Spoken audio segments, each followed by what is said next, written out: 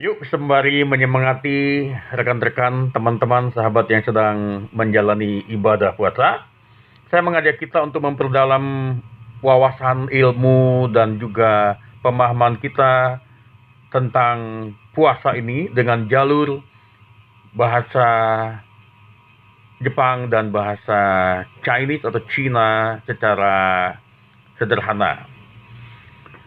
Kalau sebelumnya kita tahu kalau secara bahasa Indonesia, yang non-muslim juga pasti sering mendengar beberapa istilah yang lebih sering terdengar di bulan puasa ya. Seperti misalnya buka puasa. Ya, dulu kalau orang yang belum bertanya pasti bingung, kenapa dibilang buka puasa? Ya, kenapa tidak dibilang tutup puasa gitu ya? Tentu artinya dikatakan berbuka puasa membuka diri ya sesudah menjalankan puasa seharian dari waktu subuh sampai maghrib, dibukalah dari keadaan yang tadinya ditutup untuk makan sehingga bisa makan. Dibuka puasanya, dibuka ketertutupan waktu untuk makannya, maksudnya gitu ya. Setelah waktunya sudah diizinkan buka. Sama seperti kalau kita mau memasuki rumah, memasuki kamar, memasuki ruangan, tentu pintu terbuka dulu baru bisa masuk. Demikian juga kalau dikatakan berbuka puasa, tentu dibuka dulu kesempatannya, momennya, izinnya, baru boleh makan untuk menutup dulu puasanya yang ada. Makan sejenak, baru menjalankan ibadah. Nah, seperti kata-kata tarawih itu ketahuan. Nah, kita juga akan memperdalam bahasa ini bukan hanya dari segi bahasa Indonesia, tapi juga dari segi bahasa Cina. Yang jarang kedengaran sama orang non-muslim pasti adalah kata itikaf. Itikaf ini tentu biasanya hanya orang yang muslim yang mengenal secara familiar. Namun non-muslim juga kalau mendengar ngerti ya, kalau dikatakan itikaf. Salah satu dari kewajiban untuk menjalankan puasa adalah itikaf.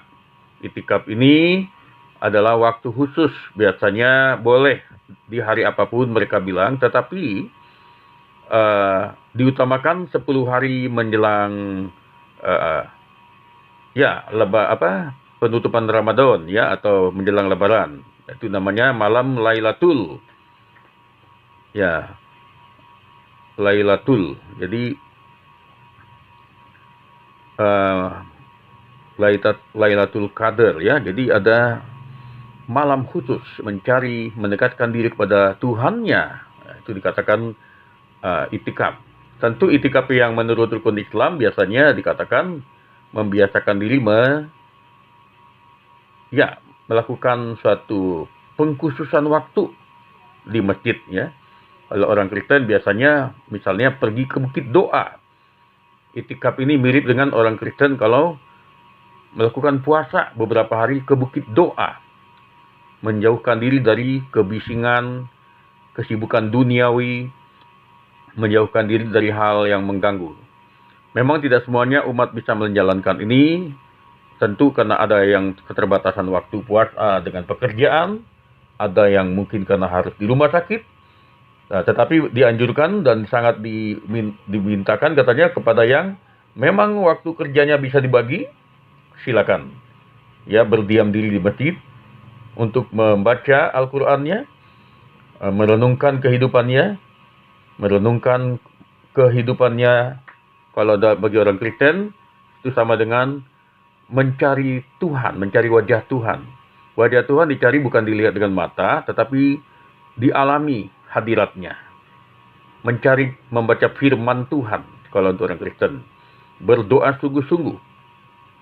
Ini biasanya banyak orang Kristen sedang menjalani seperti itikaf ini, pergi ke bukit doa, berpuasa beberapa hari untuk mencari wajah Tuhan.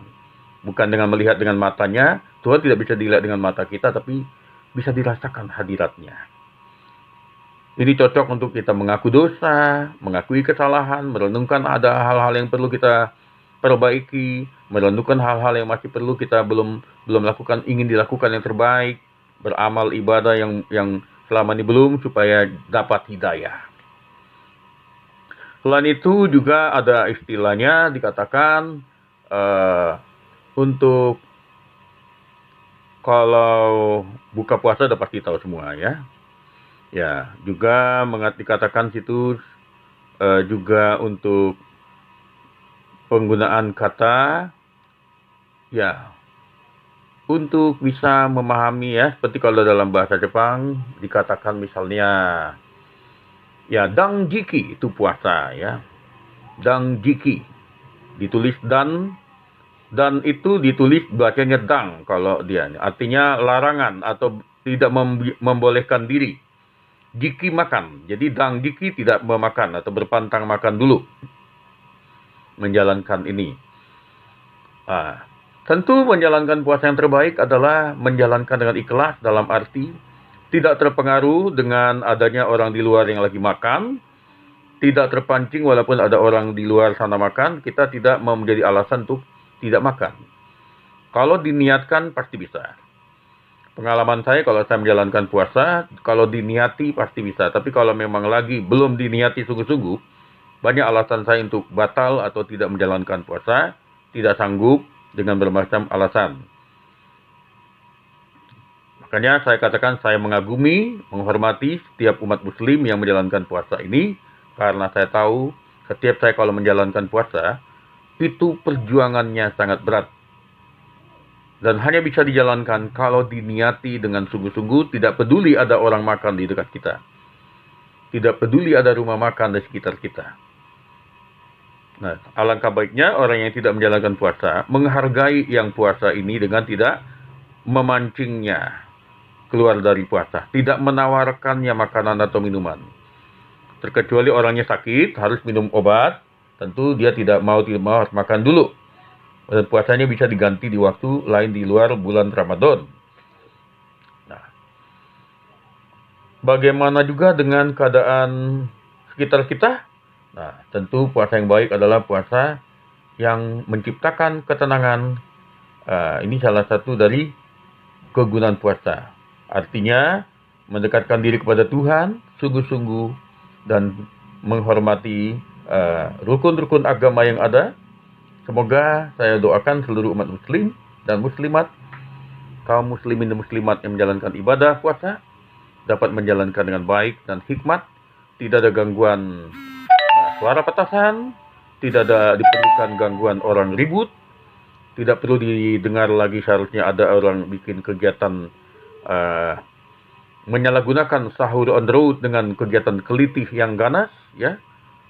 Sangat dikutuklah apabila ada orang yang merusak citra ketenangan puasa ini dengan adanya sahur on the road, dicemarkan dengan tawuran, adu petasan, permainan sarung berbatu, kelitih-kelitih yang negatif yang sangat membahayakan kehidupan masyarakat. Bahkan ada yang sampai bisa menimbulkan kebakaran rumah orang karena melemparkan petasan. Itu adalah kejahatan yang sangat luar biasa.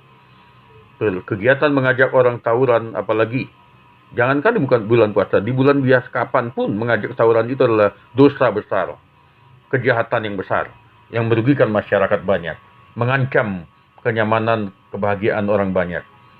Alangkah baiknya kita doakan polisi kita, dibantu TNI Polri, dibantu Satpol PP, bisa mengatasi ini, bisa menangkap, bukan hanya sekedar membuat tanda tangan meterai, bisa menangkap pelaku otak-otak yang ada, otak kotor yang mengajak orang melakukan kejahatan tawuran ini.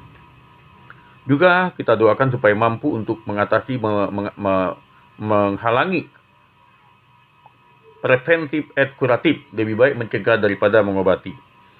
Kita harapkan peran serta seluruh kelurahan, RT, RW, dipantau, membantu kelurahan kecamatan untuk bertindak. Kita tidak bisa hanya mengandalkan polisi saja untuk menjaga keamanan di bulan suci Ramadan ini. Masyarakat sangat perlu aktif dan proaktif mencegah, mengenali, dan juga semoga segala sesuatu yang ada seperti perangkat CCTV, laporan masyarakat bisa ditanggapi kepolisian. Terima kasih. Marhaban ya Ramadan.